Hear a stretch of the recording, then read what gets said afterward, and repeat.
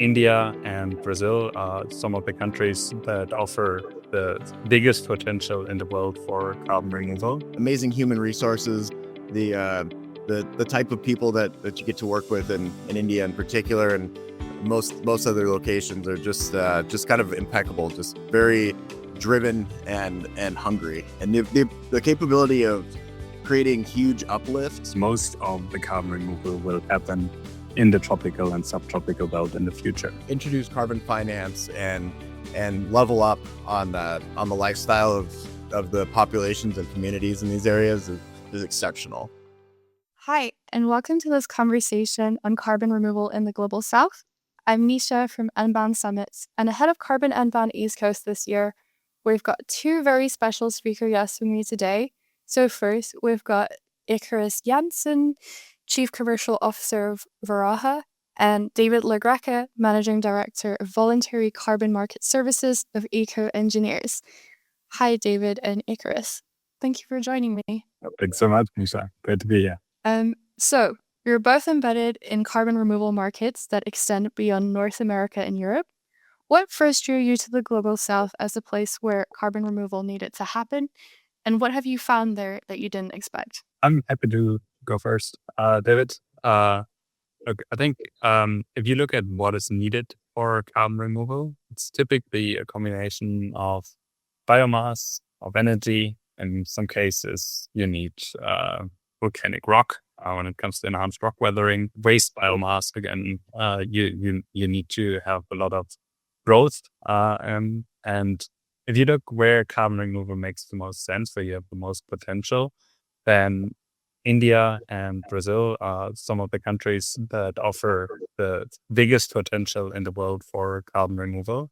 And so that is why in the past already, these have been some of the largest suppliers for carbon removal, and also in the past for carbon avoidance.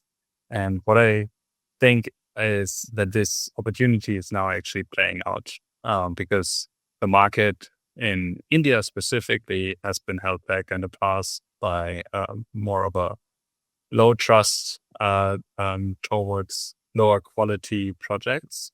And with a new cohort of methodologies, standards, project developers, MRV tools, we actually get to see that potential coming to really get to the maximum. And I believe that most of the carbon removal will happen in the tropical and subtropical belt in the future, and specifically in India and Brazil. What I didn't expect that, to me, this has been mostly about carbon removal when I started, but I was looking for climate adaptation use cases as well. And everything that we do on agricultural land specifically serves a dual purpose, because it's both carbon removal, but also soil health, water retention. So it is also about climate adaptation.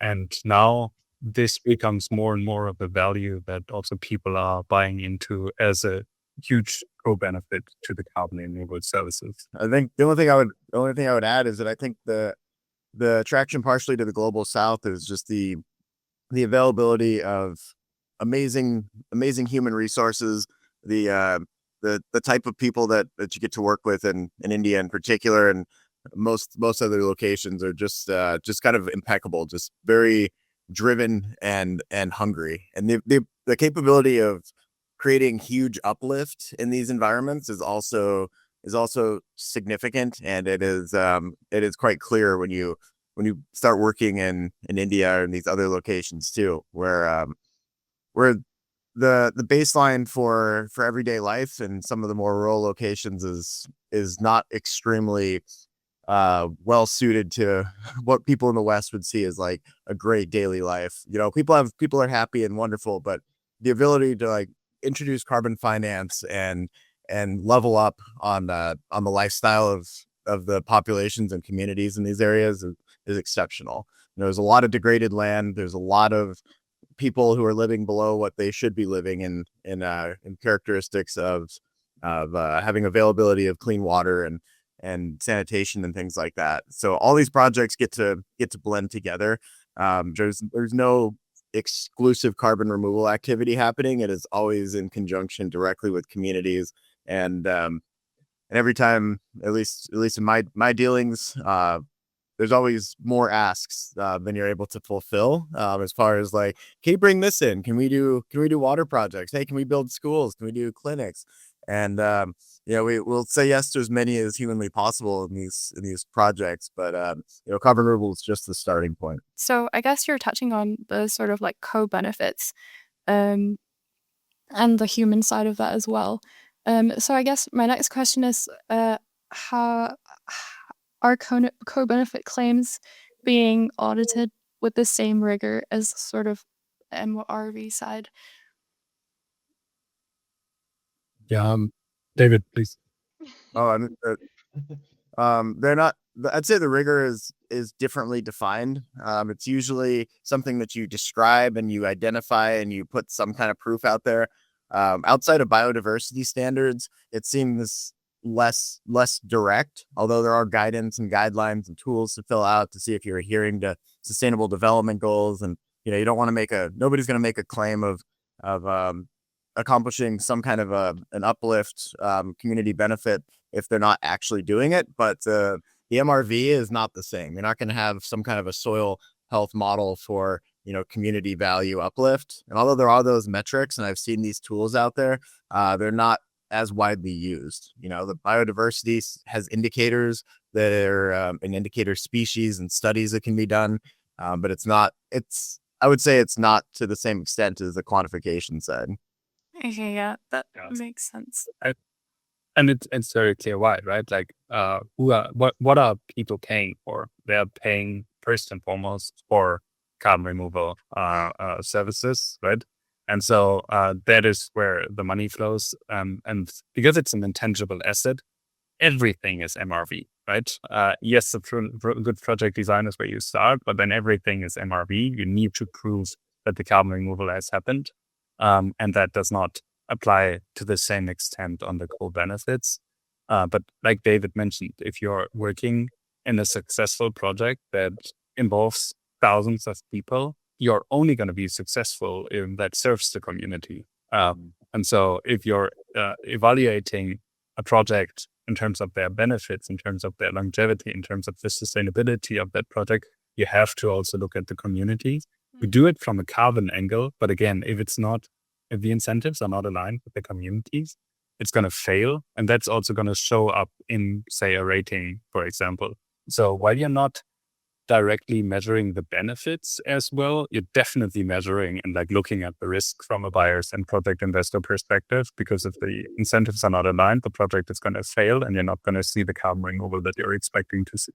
It's true. And you can create metrics like how many site visits you've done to communities, how many stakeholder events have you held, how many biodiversity scientists you've engaged with. Like you could put a metric to these things, but the traceability is less so. And like Ikarus was saying, it's the proof's in the long-term pudding for these things. Like if the trees stay standing after 20 years, it's because you've been on the ground for 20 years, talking with each and every community that surrounds these project sites. So yeah. I mean, it is ironic and that the majority of the conversation around carbon credits historically has been around these co-benefits. Like carbon is the unit of transaction that has like the nucleus at the center of the other elements that are being purchased and described. Because the RFPs out there for projects are usually not exclusively about the carbon component. There must be additional benefits. There must be additional values. It's got to tie to geographies, either in their supply chain or in their, area of interest, so those co-benefits are officially like side projects, but, they're the part that people are talking about when they're writing in their sustainability report. I little know about their actual, number of tons removed and progress to zero. Yeah, well, I suppose it's the human side that allows us to, like, maybe the not carbon experts to kind of like hold on to and like relate to. Yeah. But yeah. I guess to expand more on the standards and methodologies, a lot of these bodies that govern CDR projects were largely built in the global north. How well do you both think that these serve projects in places like India, sub-Saharan Africa, and Southeast Asia? And do you think they fall short, or maybe not? I would not really look at it so much global north versus global south. Like, for example, if we look at an afforestation protocol that was mainly designed for, say, like a rainforest restoration, afforestation kind of project, and we try to apply it on a smallholder farm in India, then there are inevitably points where, like, the methodology just does not describe what you're trying to do on the ground, right? And so there are like these mismatches, and the same there are also in the, like, obviously between global north and global south. But um, I would say the standards are doing a fairly reasonable job around designing it, and then also trying to adjust it if you provide the right feedback towards what is applicable and what is not applicable, right? Standards always allow for deviation if there is, for some reason, something in the methodology just doesn't make any sense in the context that you're working in. So I'd say it's not a huge problem. I would say sometimes it's a little bit naive in terms of these are high trust societies, right? And if you go to a society where everybody's fighting for existence, then maybe some of the rules are not really designed to account for that necessarily, which again means the methodology itself may not be sufficient. And you actually need extra MRV, extra due diligence in order to then also account for a low trust society or areas of low trust societies. That's interesting. Do you have perhaps have an example of that? What you're talking about? Yeah, I mean, we had discussions with standards where, like, basically the standard was asking why would anybody put a wrong number into it, and the response was, why wouldn't they if they get money for it, right? Okay. So again, like, just like self-reporting, for example, is not enough, right? And it may be enough for the methodology. It may be enough to issue a credit, but it's not enough to actually have integrity in a project. And if you come from that high trust society perspective, where you don't expect anyone to commit fraud or risk that, right? Because the benefit is so low compared to the penalty that they may face, then you may not be accounting for that correctly. Yeah. But again, I'd say it's a small issue, so I don't want to overstate this. Okay. I think the standards are always constantly trying to catch up with how these projects are actually implemented. So a standard is that kind of sit in an ivory tower and write a rule book about what should be in a perfect world, excellent MRV and excellent standards of quantification and ticking the boxes of formerly ICROA, now ICVCM. Standards have their own reporting structure and obligations, whereas the developer on the ground is looking at things and how they're actually practically applied. So I think that's always the mismatch in the history of carbon markets, is trying to find a rigorous enough standard that can still be applied and modifying it for actual on the ground realities. So the deviations that Ikarus was mentioning are one tool. The other tools is just like constant feedback. I think I'd say the majority of registries are very open to direct feedback. And it's great when you can work with registries that do have a quicker turnaround cycle on updating standards and protocols based off of based off of things that are just wrong or just impractical, like the some of the discussions even in how you present additionality in an FPIC process, free, prior, and informed consent.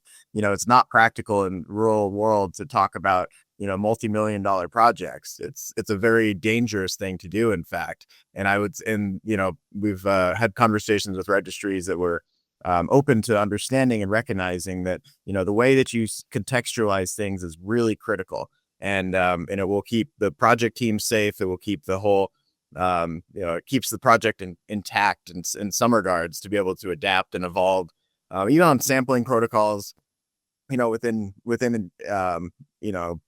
in Bengal and mangroves areas where there's tigers that can attack people. You have to have the sampling protocol set up where there's a requirement for some kind of security, where there's not so many frequent visits where they're putting people unnecessarily at risk beyond what is required by to get the rigor of the sampling fidelity. So I think the registries are aware of these things, and some contexts don't work in the global north. Developing projects that were designed for the global south, the stakeholder events are just not the same in America as they are in the global south either. So we have those conversations all the time, and I think the registries are generally in standards are generally open to hearing how things work on the in real life versus simply on paper. Yeah, I guess that's always the sort of tension of what was ideal and what's actually doable, like on the ground. So thank you.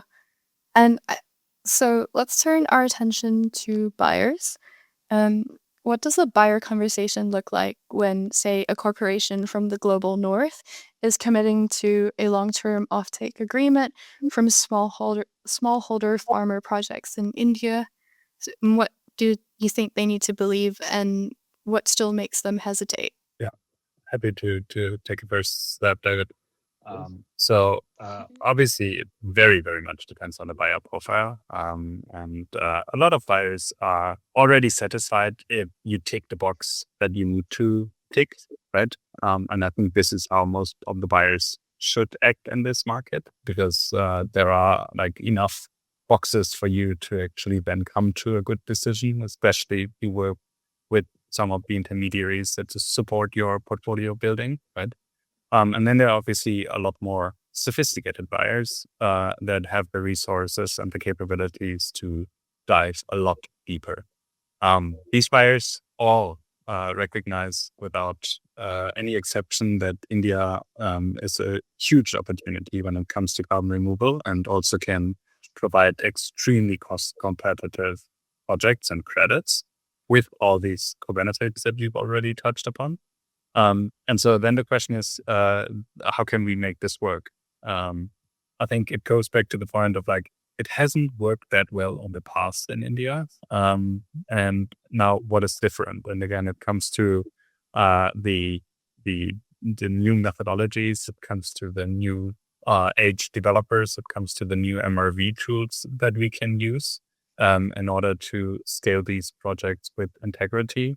Obviously, if you work with 1,000, 10,000, 100,000 smallholder farmers in a project, you add huge complexity. You cannot work directly with so many farmers. You need to work through a set of implementation partners. These may be NGOs, FPOs, or for-profit companies that offer farmer extension services. And so you need to coordinate with these partners again.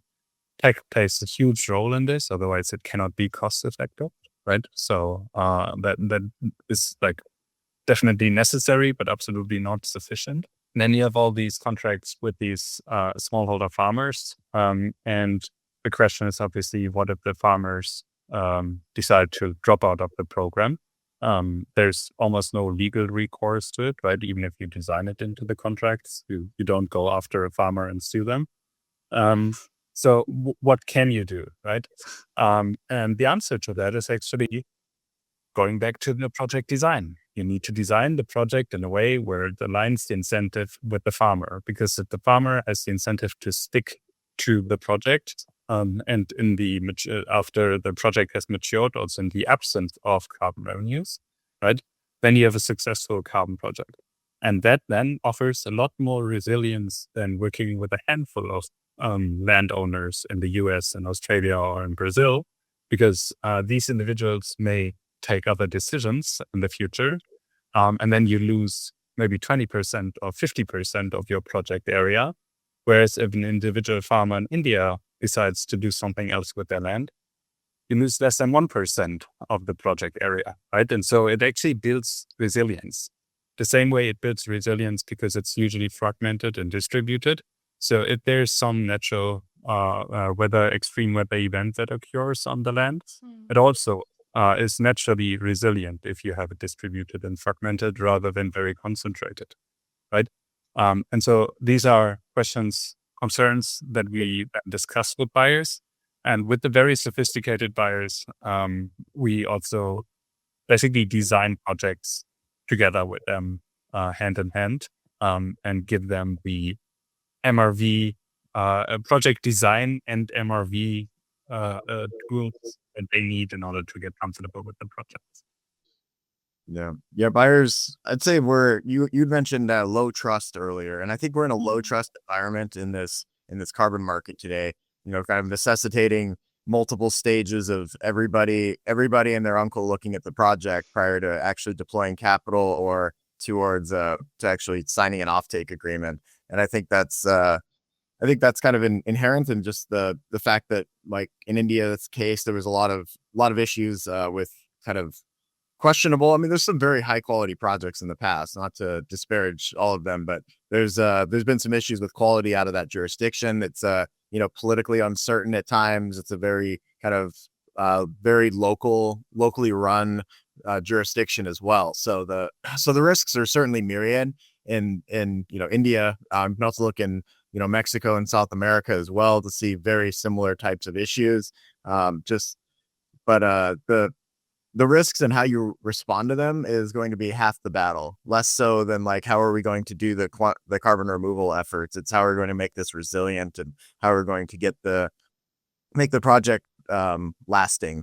And each one of the risks is different because we still have climate change risk in most removal profiles right now. Like, what are you going to do if you don't have access to this, that, or the other? If the stream flows change, if the weather flows change, if there's huge hurricanes, those sort of things, and you address those per usual. But in the global South context, I think as Ikarus was saying, the diversification, the multiple having multiple areas that are structured slightly differently does kind of break that potential for there to be all bad information coming from all your project areas.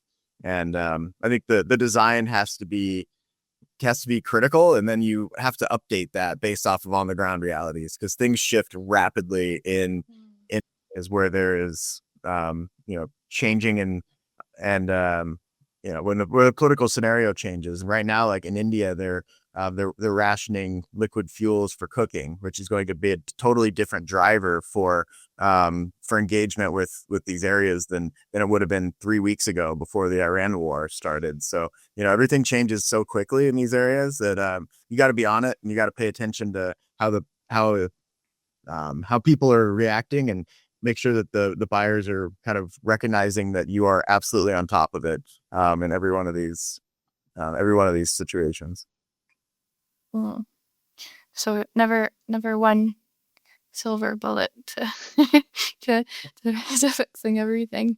But yeah, finally, what are you both most looking forward to at Carbon Unbound East Coast this year? David. I mean, I call it the Carbon Unbound circuit. I love seeing all the people on repeat, and then we get about 30-40% new people every time. So it's really a great friendship circle in some regards of the people that we see all the time, and we get to kind of pass notes about how their project is, or see how we can tap in and support their efforts. I look forward to that element the most. New York's always a little bit more heavy on the investor side too than some of the other locations. So, I'm looking forward to getting their perspectives and seeing what's driving them directly these days. And, hoping that we're at a point in time where people are trying to come up with reasons to invest rather than not to invest, and trying to keep that conversation pushing forward. Yeah. And I always enjoy, it always gives me an excuse to go to New York and see everybody in Calvin there. And I think it's one of these very attractive events that gets everyone together, like David mentioned. And so, hopefully going for a run with a couple of people there through Manhattan. I think that's going to be great. Yeah, we should consider putting in some treadmills as well. So maybe you can do a panel on the treadmill. I think I would love that. yeah, I'll have to mention it to the team. Thank you so much, both of you, David and Ikarus, for joining me today across time zones and continents to make this conversation happen. Yeah. And thanks for putting together, Anisha. We appreciate it. Yeah. Thank you so much.